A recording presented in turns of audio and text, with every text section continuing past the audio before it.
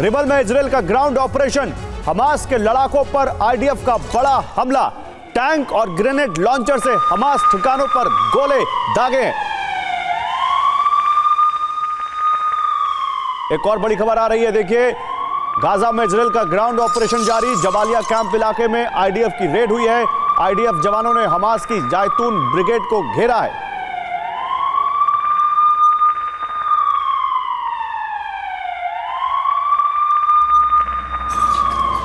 Jabalia camp इलाके में IDF की रेड की तस्वीरें आपको दिखा रहा हूं मैं, जहां पर हमास की जायतून ब्रिगेड को आईडीएफ जवानों ने घेर लिया है।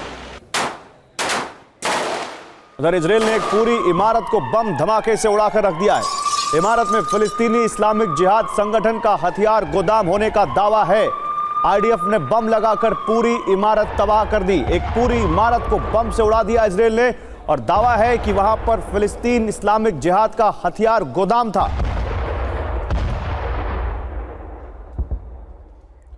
उधर जेनिन में इजरायली सैन्य वाहन तबाह हो गए। हमास लड़ाकों ने इजराइल के एक सैन्य वाहन को तबाह कर दिया। हमास लड़ाकों ने रॉकेट लॉन्चर से हमला किया।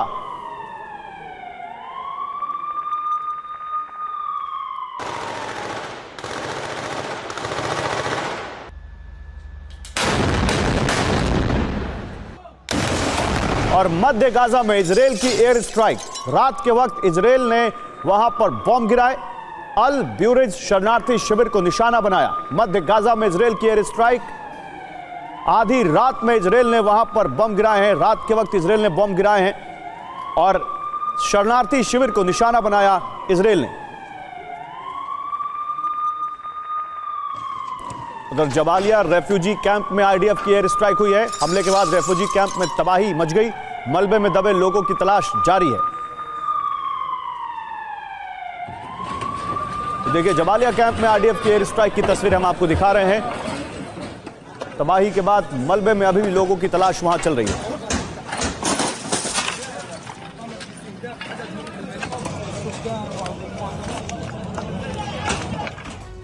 इसी बीच ईरान ने अमेरिका पर बड़ा आरोप लगा दिया है।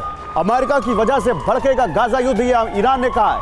ईरान के विदेश मंत्री हुसैन अमीर अब्दुल्लाहियन का बयान है, गाजा में हमले नहीं रुके तो कुछ भी संभव है, यह कहा अब्दुल्लाहियन ने।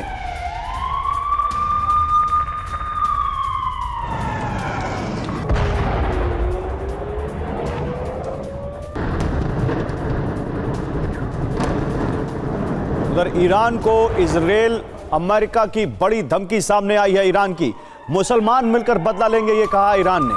ईरान ने इजराइल और अमेरिका को यह बड़ी धमकी दी है। उसने कहा है कि मुसलमान मिलकर बदला लेंगे गाजा का। ईरान के मेजर जनरल सलामी बोले, अमेरिका, ब्रिटेन, फ्रांस अंजाम भुगतेंगे, अभी पूरी क्षमता का इस्तेमाल नहीं, यह कहा सलामी ने।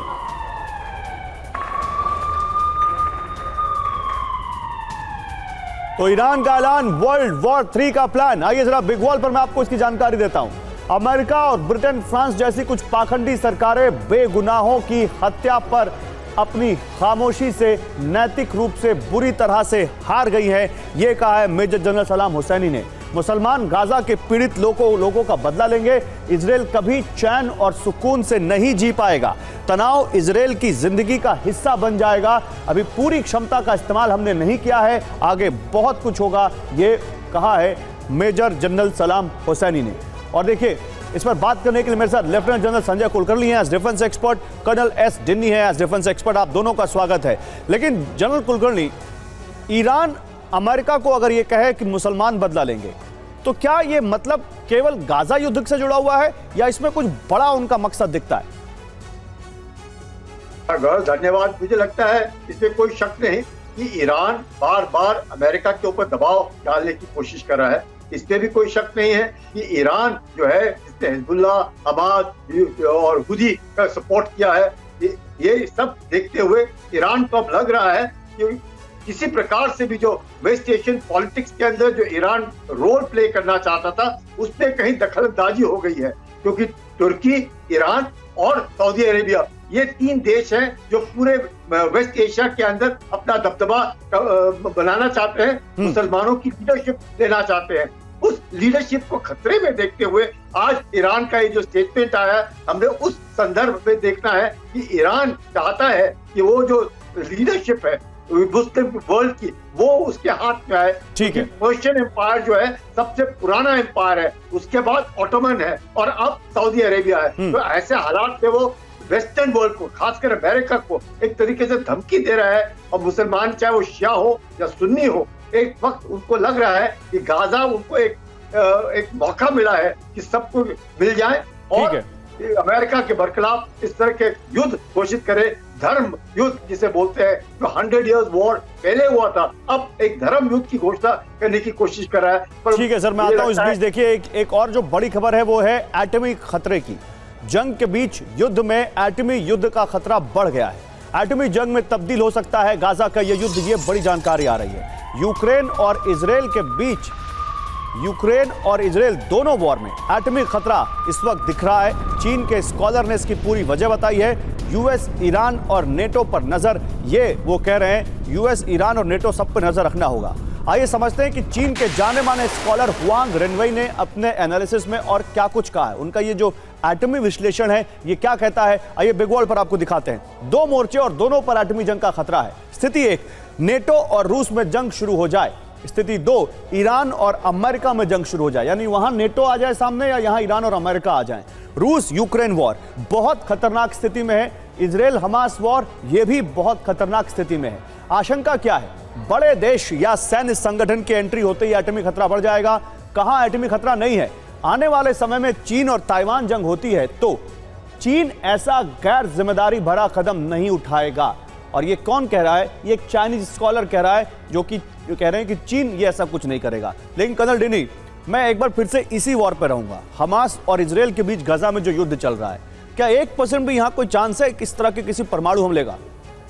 बिल्कुल नहीं। मैं नहीं मानता कि यहाँ पर परमाणु हथियार का इस्तेमाल करने का कोई चांस है। और मुझे बड़ा ताजुब हुआ जब चाइनीज जो स्कॉलर है या जो वो न्यूक्लियर का जो चांसेस इजराइल हमास युद्ध में और यूक्रेन रशिया वॉर में, और यूक्रेन रशिया वॉर की स्थिति क्या है हमें सब पता है कि किस तरह से वहां चल रहा है। तो और वो बोल रहे हैं कि जब ताइवान और यूएस के बीच में अगर कुछ होता तो हम यूज नहीं करेंगे।